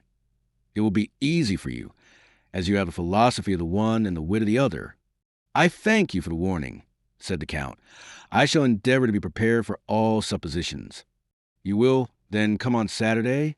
Yes, since Madame de Morcerf invites me. You are very kind. Will Danglars be there? He has already been invited by my father. We shall try to persuade the great Diguesso, de Villefort, to come, but have not much hope of seeing him. Never despair of anything, says the proverb. Do you dance, Count? I dance. Yes, you. It would not be astonishing. That is very well before one is over 40. No, I do not dance, but I like to see others do so. Does Madame de Morcerf dance? Never. You can talk to her. She so delights in your conversation. Indeed. Yes, truly, and I assure you, you are the only man of whom I have heard her speak with interest. Albert rose and took his hat. The Count conducted him to the door. I have one thing to reproach myself with, said he, stopping Albert on the steps. What is it? I have spoken to you indiscreetly about Danglars. On the contrary, speak to me always in the same strain about him. I am glad to be reassured on that point. Apropos, when do you aspect M. d'Épinay? 5 or 6 days hence at the latest. And when is he to be married? Immediately on the arrival of M. and Madame de Saint-Méran. Bring him to see me. Although you say I do not like him, I assure you I shall be happy to see him. I will obey your orders, my lord. Goodbye. Until Saturday, when I may expect you, may I not? Yes, I promise you. The Count watched Albert, waving his hand to him. When he had mounted his phaeton, Monte Cristo turned and seeing Bertuccio. What news? Said he. She went to Palais, replied the steward. Did she stay long there? An hour and a half. Did she return home? Directly. Well, my dear Bertuccio, said the Count, I now advise you to go in quest of the little estate I spoke to you of in Normandy. Bertuccio bowed, and as his wishes were in perfect harmony with the order he had received, he started the same evening. Chapter 69. The Inquiry. M. de Villefort kept the promise he had made to Madame Danglars, to endeavor to find out how the Count of Monte Cristo had discovered the history of the house at Auteuil. He wrote the same day for the required information to M. de Beauville, who, from having been an inspector of prisons, was promoted to a high office in police, and the latter begged for 2 days' time to ascertain exactly who would be most likely to give him full particulars. At the end of the second day, M. de Villefort received the following note. The person called the Count of Monte Cristo is an intimate acquaintance of Lord Wilmore, a rich foreigner, who is sometimes seen in Paris and who is there at this moment. He is also known to the Abbé Busoni, a Sicilian priest of high repute in the East, where he has done much good. M. de Villefort replied by ordering the strictest inquiries to be made respecting these 2 persons. His orders were executed, and the following evening he received these details. The Abbé, who was in Paris only for a month, inhabited a small 2-storied house behind St. Sulpice. There were 2 rooms on each floor, and he was the only tenant. The 2 lower rooms consisted of a dining room, with a table, chairs, and sideboard of walnut, and a wainscoted parlor, without ornaments, carpet, or timepiece. It was evident that the Abbé limited himself to objects of strict necessity. He preferred to use the sitting room upstairs, which was more library than parlor, and was furnished with theological books and parchments, in which he delighted to bury himself for months at a time, according to his valet de chambre. His valet looked at the visitors through a sort of wicket, and if their faces were unknown to him or displeased him, he replied that the Abbé was not in Paris, an answer which satisfied most persons, because the Abbé was known to be a great traveler. Besides, whether home or not, whether in Paris or Cairo, the Abbé always left something to give away, which the valet distributed through this wicket in his master's name. The other room near the library was a bedroom, a bed without curtain for armchairs and a couch, covered with yellow Utrecht velvet, composed, with a prie-dieu, all its furniture. Lord Wilmore resided in Rue Fontaine-Saint-Georges. He was one of those English tourists who consume a large fortune in traveling. He hired the apartment in which he lived furnished, passed only a few hours in the day there, and rarely slept there.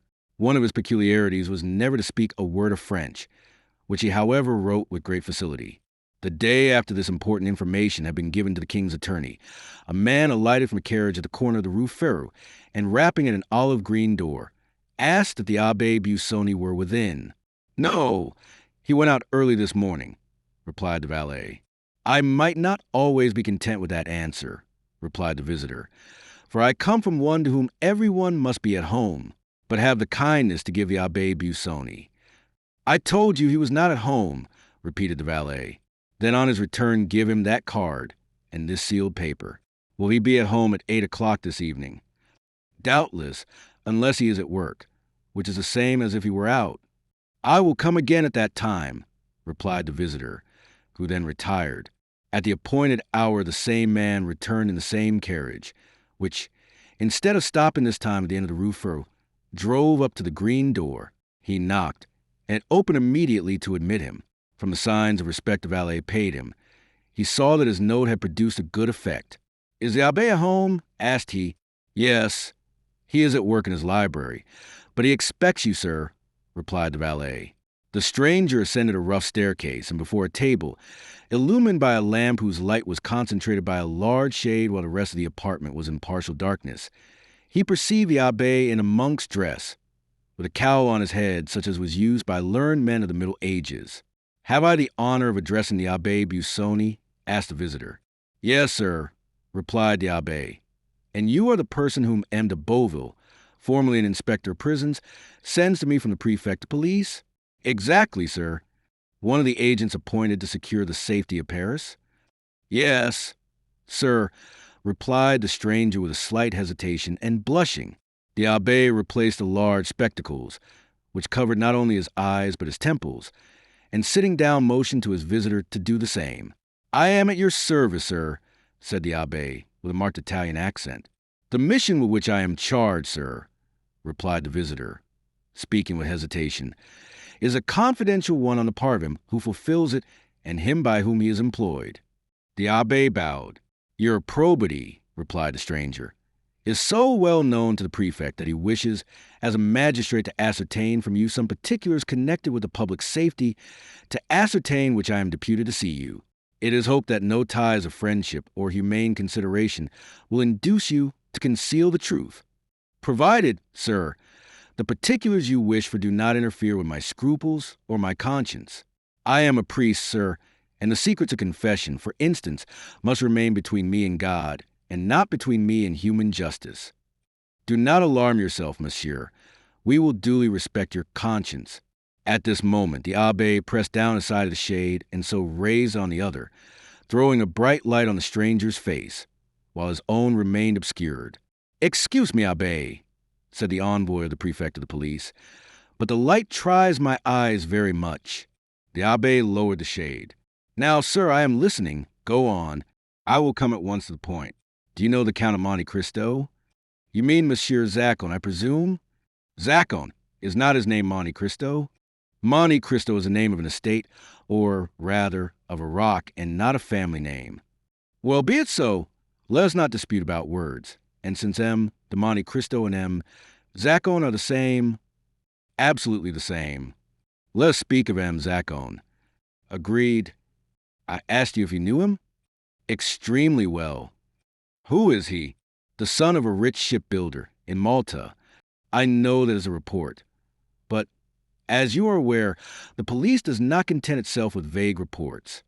However," replied the abbé with an affable smile, "when that report is in accordance with the truth, everybody must believe it, the police as well as all the rest. Are you sure of what you assert? What do you mean by that question?" "Understand, sir, I do not in the least suspect your veracity. I ask if you are certain of it." "I knew his father, M. Zacon." "Ah, indeed." "And when a child, I often played with the son in the timber yards." "But whence does he derive the title of Count?" "You are aware that may be bought." "In Italy?" "Everywhere." "And his immense riches, whence does he procure them?" "They may not be so very great." "How much do you suppose he possesses?" "From 150 to 200,000 livres per annum." "That is reasonable," said the visitor. "I have heard he had 3 or 4 millions. 200,000 per annum would make 4 millions of capital. But I was told he had 4 millions per annum." "That is not probable. Do you know this island of Monte Cristo?" "Certainly. Everyone who has come from Palermo, Naples, or Rome to France by sea must know it, since he has passed close to it and must have seen it. I am told it is a delightful place." "It is a rock." "And why has the Count bought a rock?" "For the sake of being a count. In Italy, one must have territorial possessions to be a count. You have, doubtless, heard the adventures of M. Zacon's youth?" "The father's." "No, the son's." "I know nothing certain. At that period of his life, I lost sight of my young comrade. Was he in the wars? I think he entered the service. In what branch? In the Navy. Are you not his confessor? No, sir. I believe he is a Lutheran. A Lutheran? I say, I believe such is the case. I do not affirm it. Besides, liberty of conscience is established in France. Doubtless. And we are not now inquiring into his creed, but his actions. In the name of the prefect of police, I ask you what you know of him. He passes for a very charitable man. Our Holy Father, the Pope, has made him a Knight of Jesus Christ for the services he rendered to the Christians in the East. He has 5 or 6 rings as testimonials from Eastern monarchs of his services. Does he wear them? No, but he is proud of them. He is better pleased with rewards given to the benefactors of man than to his destroyers. He is a Quaker, then? Exactly, he is a Quaker, with the exception of peculiar dress. Has he any friends? Yes, everyone who knows him is his friend. But has he any enemies? One only. What is his name? Lord Wilmore. Where is he? He is in Paris, just now. Can you give me any particulars? Important ones. He was in India with Zacone. Do you know his abode? It's somewhere in the Chaussée d'Antin, but I know neither the street nor the number. Are you at variance with the Englishman? I love Zacone and he hates him. We are consequently not friends. Do you think the Count of Monte Cristo had ever been in France before he made this visit to Paris? To that question I can answer positively. No, sir, he had not, because he applied to me 6 months ago for particulars he required. And as I did not know when I might again come to Paris, I recommended M. Cavalcanti to him. Andrea? No, Bartolomeo, his father. Now, sir, I have but one question more to ask, and I charge you, in the name of honor, of humanity, and of religion, to answer me candidly. What is it, sir? Do you know what design M. de Monte Cristo purchased a house at Château? Certainly, for he told me. What is it, sir? To make a lunatic asylum of it, similar to that founded by the Count of Pisani at Palermo. Do you know about that institution? I have heard of it. It is a magnificent charity. Having said this, the abbé bowed to imply he wished to pursue his studies. The visitor either understood the abbé's meaning or had no more questions to ask. He arose, and the abbé accompanied him to the door. You are a great almsgiver, said the visitor, and although you are said to be rich, I will venture to offer you something for your poor people. Will you accept my offering? I thank you, sir. I am only jealous in one thing, and that is that the relief I give should be entirely from my own resources. However, my resolution, sir, is unchangeable, but you have only to search for yourself, and you will find, alas, but too many objects upon whom to exercise your benevolence. The abbé once more bowed as he opened the door. The stranger bowed and took his leave, and the carriage conveyed him straight to the house of M. de Villefort. An hour afterwards, a carriage was again ordered, and this time it went to the Rue Fontaine-Saint-Georges, and stopped at number 5, where Lord Wilmore lived. The stranger had written to Lord Wilmore, requesting an interview, which the latter had fixed for 10 o'clock. As the envoy of the prefect of police arrived 10 minutes before 10, he was told that Lord Wilmore, who was precision and punctuality personified, was not yet come in, but that he would be sure to return as the clock struck. The visitor was introduced into the drawing room, which was like all other furnished drawing rooms. A mantelpiece, with 2 modern Sevres vases, a timepiece representing Cupid with his bent bow, a mirror with an engraving on each side, one representing Homer carrying his guide, the other Belisarius begging, a grayish paper, red and black tapestry. Such was the appearance of Lord Wilmore's drawing room. It was illuminated by lamps with ground glass shades which gave only a feeble light, as if out of consideration for the envoy's weak sight.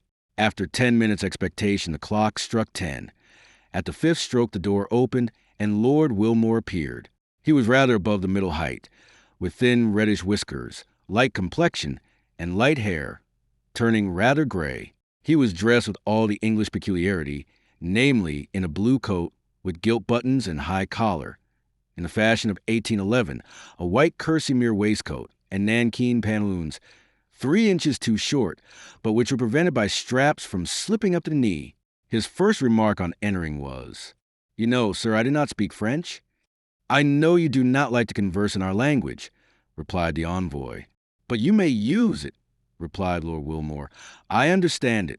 "And I," replied the visitor, changing his idiom, "know enough of English to keep up the conversation. Do not put yourself to the slightest inconvenience." "Ah," said Lord Wilmore, with that tone which is only known to natives of Great Britain. The envoy presented his letter of introduction, which the latter read with English coolness, and having finished, "I understand," said he, "perfectly."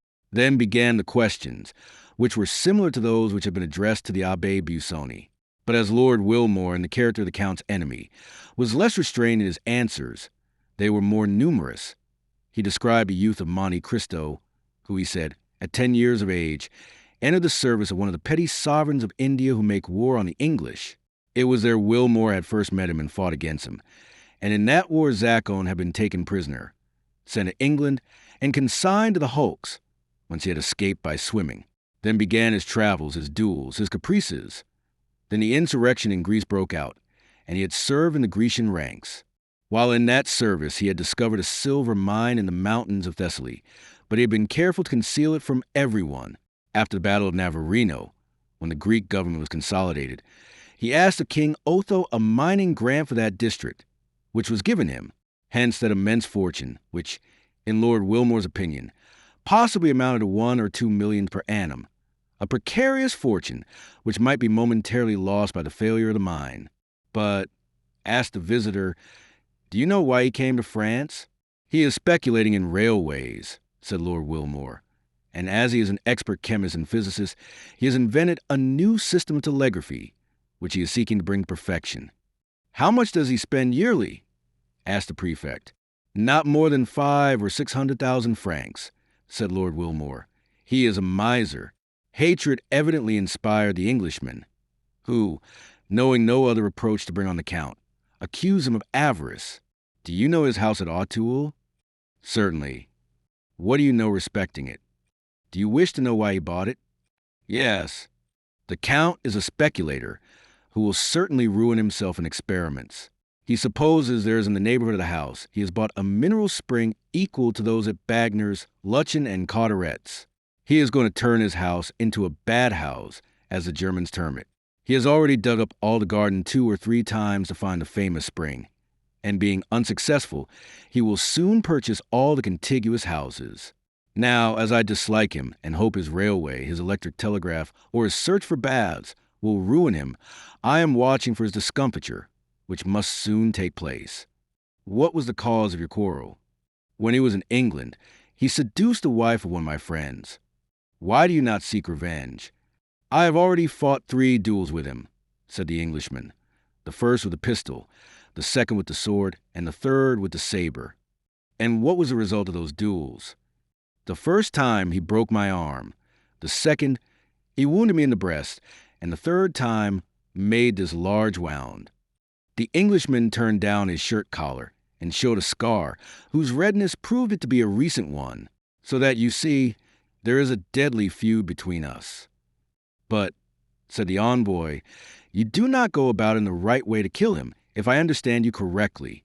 "Ah," said the Englishman, "I practice shooting every day, and every other day Grazier comes to my house." This was all the visitor wished to ascertain, or rather, all the Englishman appeared to know. The agent arose, and having bowed to Lord Wilmore, who returned the salutation with the stiff politeness of the English, he retired.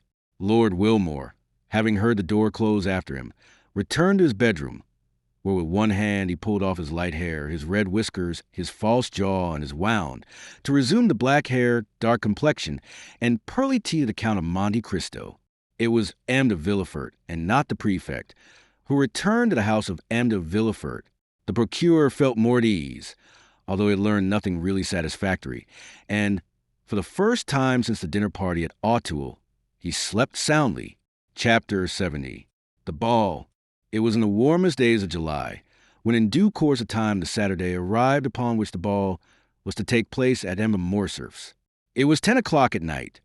The branches of the great trees in the garden of the Count's house stood out boldly against the azure canopy of heaven, which was studded with golden stars, but where the last fleeting clouds of a vanishing storm yet lingered. From the apartments on the ground floor might be heard the sound of music, with the whirl of the waltz and gallop, while brilliant streams of light shone through the openings of the Venetian blinds. At this moment, the garden was only occupied by about 10 servants, who had just received orders from their mistress to prepare the supper, the serenity of the weather continuing to increase. Until now, it had been undecided whether the supper should take place in the dining room or under a long tent erected on the lawn, but the beautiful blue sky, studded with stars, had settled the question in favor of the lawn. The gardens were illuminated with colored lanterns, according to the Italian custom, and, as is usual in countries where the luxuries of the table, the rarest of all luxuries in their complete form, are well understood, the supper table was loaded with wax lights and flowers. At the time the Countess of Morcerf returned to the rooms, after giving her orders, many guests were arriving, more attracted by the charming hospitality of the Countess than by the distinguished position of the Count. For, owing to the good taste of Mercedes, one was sure of finding some devices at her entertainment worthy of describing, or even copying in case of need. Madame Danglars, in whom the events we have related had caused deep anxiety, had hesitated about going to Madame de Morcerf's, when during the morning her carriage happened to meet that of Villefort. The latter made a sign, and when the carriages had drawn close together, said, "You are going to Madame de Morcerf's, are you not?" "No," replied Madame Danglars. "I am too ill." "You are wrong," replied Villefort, significantly. "It is important that you should be seen there." "Do you think so?" asked the Baroness. "I do." "In that case I will go." And the two carriages passed on towards their different destinations. Madame Danglars therefore came, not only beautiful in person, but radiant with splendor. She entered by one door at a time when Mercedes appeared at the door. The Countess took Albert to meet Madame Danglars. He approached, paid her some well-merited compliments on her toilet, and offered his arm to conduct her to a seat. Albert looked around him. "You are looking for my daughter?" said the Baroness, smiling. "I confess it," replied Albert. "Could you have been so cruel as not to bring her? Calm yourself. She has met Mademoiselle de Villefort, and has taken her arm. See, they are following us, both in white dresses, one with a bouquet of camellias, the other with one of myosotis. But tell me, well, what do you wish to know? Will not the Count of Monte Cristo be here tonight?" 17, replied Albert. "What do you mean?" "I only mean that the Count seems to rage," replied the Viscount, smiling, "and that you are the 17th person that has asked me the same question. The Count is in fashion. I congratulate him upon it. And have you replied to everyone as you have to me?" "Ah, to be sure, I have not answered you. Be satisfied, we shall have this lion. We are among the privileged ones. Were you at the opera yesterday?" "No, he was there." "Ah, indeed? And did the eccentric person commit any new originality? Can he be seen without doing so?" Elsa was dancing in Ludia Bobodu. The Greek princess was in ecstasies. After Cachucha, he placed a magnificent ring on the stem of a bouquet, and threw it to the charming danseuse, who, in the third act, to do honor to the gift, reappeared with it on her finger. And the Greek princess, will she be here? "No, you'll be deprived of that pleasure. Her position in the Count's establishment is not sufficiently understood. Wait, leave me here, and go and speak to Madame de Villefort, who is trying to attract your attention." Albert bowed to Madame Danglars, and advanced towards Madame de Villefort, whose lips opened as he approached. "I wager anything," said Albert, interrupting her, "that I know what you were about to say." "Well, what is it? If I guess rightly, will you confess it?" "Yes." "On your honor?" "On my honor. You were going to ask me if the Count of Monte Cristo had arrived or was expected." "Not at all. It is not of him that I am now thinking. I was going to ask you if you had received any news of Monsieur Franz." "Yes, yesterday." "What did he tell you?" "That he was leaving at the same time as his letter." "Well, now then, the Count?" "The Count will come, of that you may be satisfied. You know that he has another name besides Monte Cristo?" "No, I did not know it." "Monte Cristo is the name of an island, and he has a family name." "I never heard it." "Well, then, I am better informed than you. His name is Zacone. It is possible he is a Maltese. That is also possible. The son of a ship owner. Really, you should relate all this aloud. You would have the greatest success. He served in India, discovered a mine in Thessaly, and comes to Paris to establish a mineral water cure at Château. Well, I'm sure, said Morcerf. This is indeed news. Am I allowed to repeat it? Yes, but cautiously. Tell one thing at a time, and do not say I told you. Why so? Because it is a secret just discovered. By whom? The police. Then the news originated. At the prefect's last night. Paris, you can understand, is astonished at the sight of such unusual splendor, and the police have made inquiries. Well, nothing more is wanting than to arrest the Count as a vagabond, on the pretext of his being too rich. Indeed, that doubtless would have happened if his credentials had not been so favorable. Poor Count. And is he aware of the danger he has been in? I think not. Then it will be but charitable to inform him. When he arrives, I will not fail to do so. Just then, a handsome young man, with bright eyes, black hair, and glossy mustache, respectfully bowed to Madame de Villefort. Albert extended his hand. Madam, said Albert, allow me to present to you Maximilian Morel, captain of spies, one of our best and, above all, of our bravest officers. I have already had the pleasure of meeting this gentleman at Château, at the house of the Count of Monte Cristo, replied Madame de Villefort, turning away with marked coldness of manner. This answer, and especially the tone in which it was uttered, chilled the heart of poor Morel, but a recompense was in store for him. Turning around, he saw near the door a beautiful fair face, whose large blue eyes were, without any marked expression, fixed upon him, while a bouquet of myosotis was gently raised to her lips.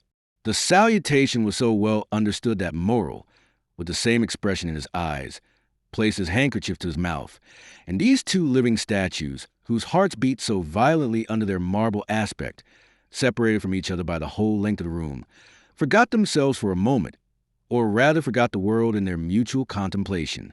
They might have remained much longer lost in one another, without anyone noticing their abstraction. The Count of Monte Cristo had just entered. We have already said that there was something in the Count which attracted universal attention wherever he appeared. It was not the coat, unexceptional in its cut, though simple and unornamented. It was not the plain white waistcoat. It was not the trousers that displayed the foot so perfectly formed. It was none of these things that attracted the attention. It was his pale complexion, his waving black hair, his calm and serene expression, his dark and melancholy eye, his mouth, chiseled with such marvelous delicacy, which so easily expressed such high disdain. These were what fixed the attention of all upon him. Many men might have been handsomer, but certainly there could be none whose appearance was more significant, if the expression may be used. Everything about the Count seemed to have its meaning, for the constant habit of thought which he had acquired had given an ease and vigor to the expression of his face, and even to the most trifling gesture, scarcely to be understood. Yet the Parisian world is so strange, that even all this might not have won attention had there not been connected with it a mysterious story gilded by an immense fortune. Meanwhile he advanced through the assemblage of guests under a battery of curious glances towards Madame de Morcerf, who, standing before a mantelpiece ornamented with flowers, had seen his entrance in a looking-glass placed opposite the door, and was prepared to receive him. She turned towards him with a serene smile just at the moment he was bowing to her. No doubt she fancied the Count would speak to her, while on his side the Count thought she was about to address him. But both remained silent, and after a mere bow, Monte Cristo directed his steps to Albert, who received him cordially. "Have you seen my mother?" asked Albert. "I have just had the pleasure," replied the Count, "but I have not seen your father. See, he is down there, talking politics with that little group of great geniuses." "Indeed," said Monte Cristo, "and so those gentlemen down there are men of great talent. I should not have guessed it. And for what kind of talent are they celebrated? You know there are different sorts. That tall, harsh-looking man is very learned. He discovered, in the neighborhood of Rome, a kind of lizard with a vertebra more than lizards usually have, and he immediately laid his discovery before the Institute. The thing was discussed for a long time, but finally decided in his favor. I can assure you the vertebra made a great noise in the learned world, and the gentleman, who was only a knight of the Legion of Honor, was made an officer. Come, said Monte Cristo, this cross seems to me to be wisely awarded. I suppose, had he found another additional vertebra, they would have made him commander. Very likely, said Albert. And who can that person be who has taken into his head to wrap himself up in a blue coat embroidered with green? Oh, that coat is not his own idea.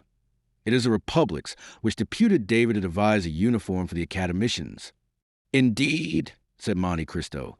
So this gentleman is an academician? Within the last week, he has been made one of the learned assembly. And what is his especial talent? His talent? I believe he thrusts pins to the heads of rabbits.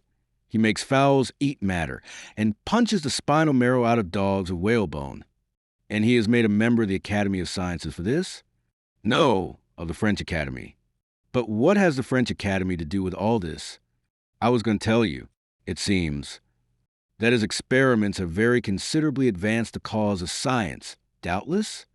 No, that his style of writing is very good. This must be very flattering to the feelings of the rabbits into whose heads he has thrust pins, to the fowls whose bones he has dyed red, and to the dogs whose spinal marrow he has punched out. Albert laughed. And the other one? Demanded the Count. That one? Yes, the third. The one in the dark blue coat? Yes. He is a colleague of the Count, and one of the most active opponents to the idea of providing the Chamber of Peers with uniform. He was very successful upon that question. He stood badly with the liberal papers, but his noble opposition to the wishes of the court is now getting him into favor with the journalists. They talk of making him an ambassador. And what are his claims to the peerage? He has composed 2 or 3 comic operas, written 4 or 5 articles in the siècle, and voted 5 or 6 years on the ministerial side. Bravo, Viscount, said Monte Cristo, smiling. You are a delightful cicerone. And now you will do me a favor, will you not? What is it? Do not introduce me to any of these gentlemen, and should they wish it, you will warn me. Just then the Count felt his arm pressed. He turned round. It was Danglars. Ah, is it you, Baron? Said he. Why do you call me Baron? Said Danglars. You know that I care nothing for my title. I am not like you, Viscount. You like your title, do you not? Certainly, replied Albert, seeing that without my title I should be nothing, while you, sacrificing the Baron, would still remain the millionaire, which seems to me the finest title under the royalty of July, replied Danglars. Unfortunately, said Monte Cristo, one's title to millionaire does not last a life, like that of Baron, peer of France, or academician. For example, the millionaires Frank and Damp, Pullman of Frankfurt, who have just become bankrupts. Indeed, said Danglars, becoming pale. Yes, I received the news this evening by a courier. I had about $1 million in their hands, but, warned in time, I withdrew it a month ago. Ah, mon Dieu, exclaimed Danglars. They have drawn on me for 200,000 francs. Well, you can throw out the draft. Their signature is worth 5%. Yes, but it is too late, said Danglars. I have honored their bills. Then, said Monte Cristo, here are 200,000 francs gone after. Hush! Do not mention these things, said Danglars. Then, approaching Monte Cristo, he added, especially before young M. Cavalcanti, after which he smiled, and turned toward the young man in question. Albert had left the Count to speak to his mother, Danglars to converse with young Cavalcanti. Monte Cristo was for an instant alone. Meanwhile, the heat became excessive.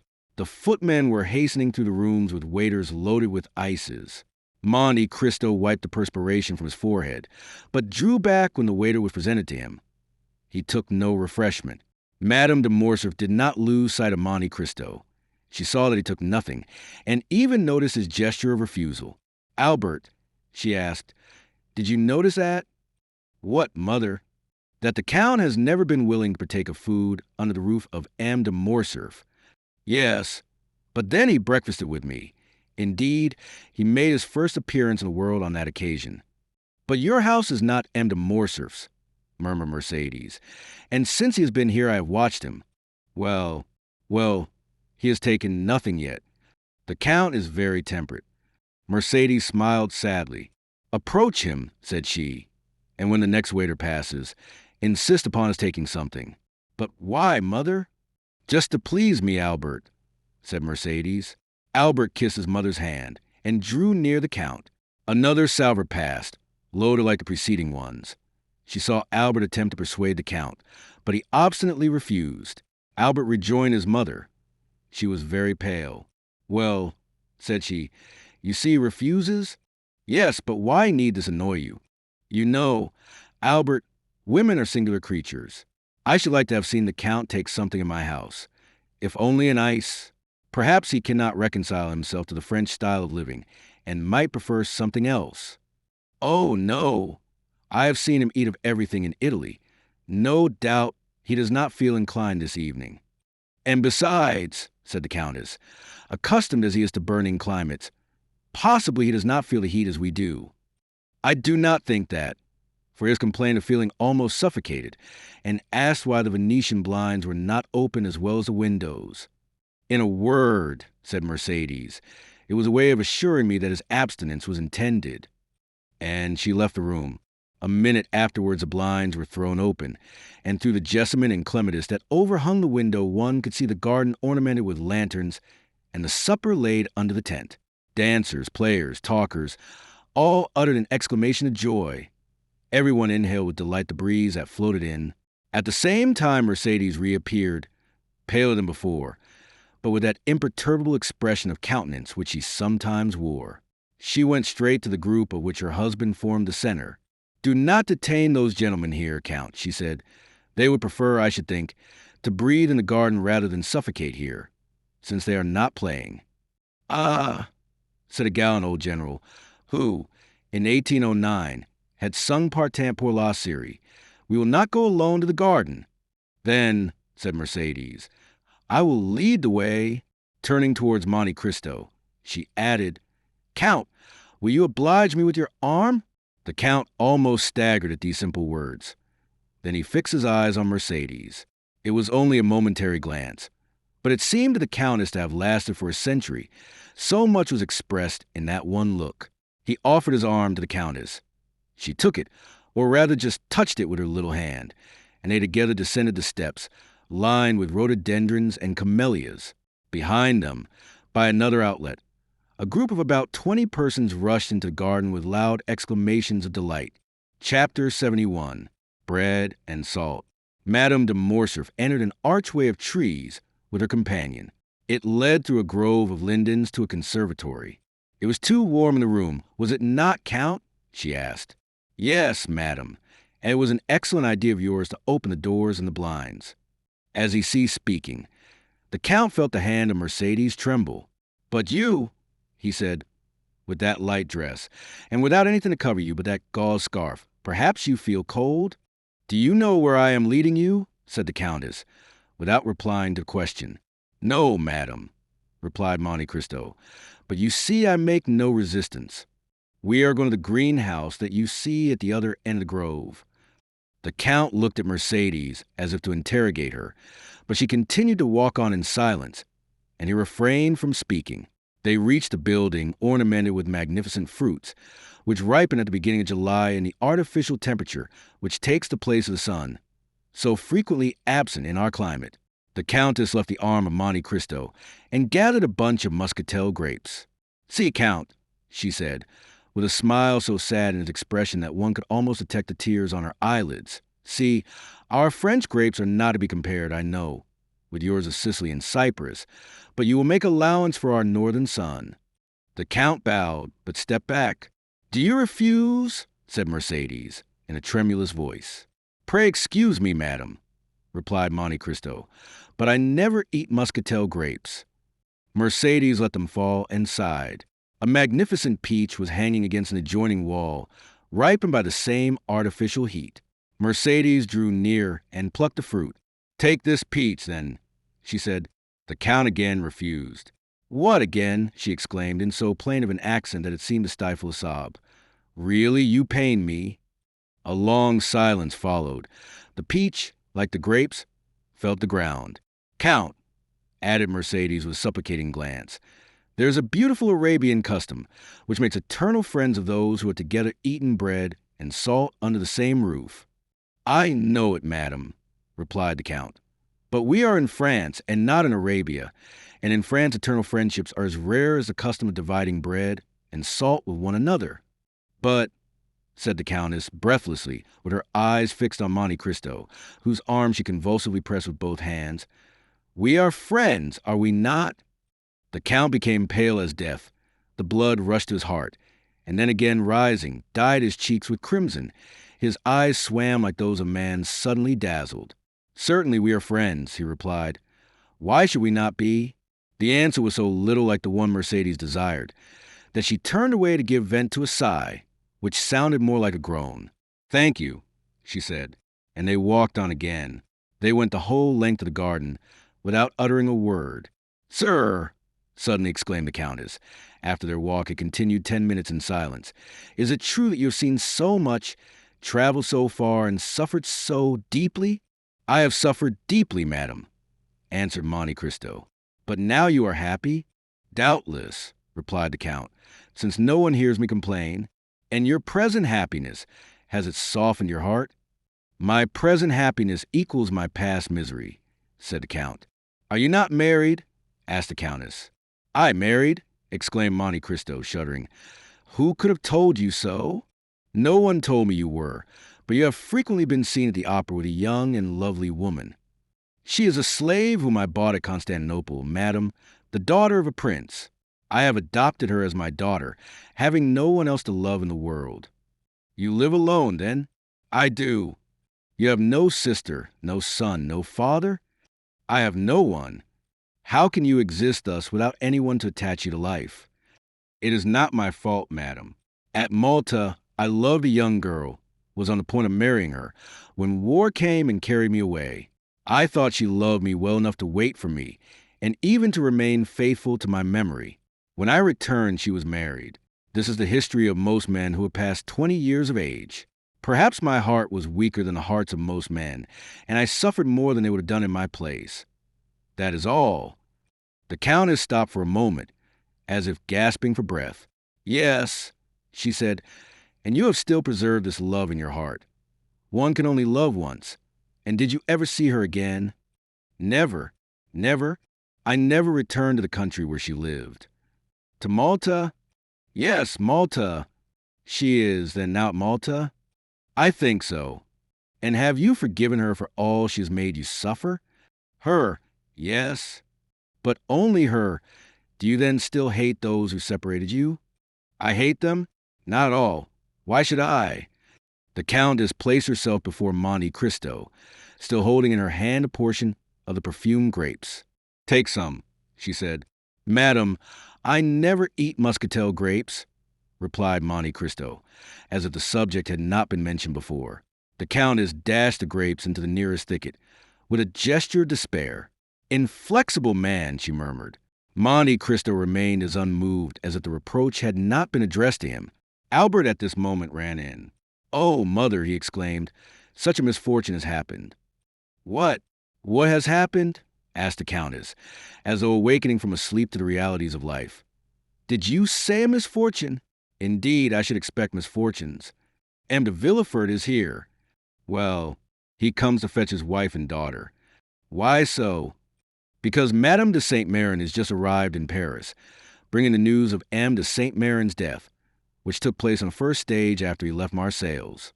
Madame de Villefort, who was in very good spirits, would neither believe nor think of the misfortune, but Mademoiselle Valentine, at the first words, guessed the whole truth, notwithstanding all the precautions of her father.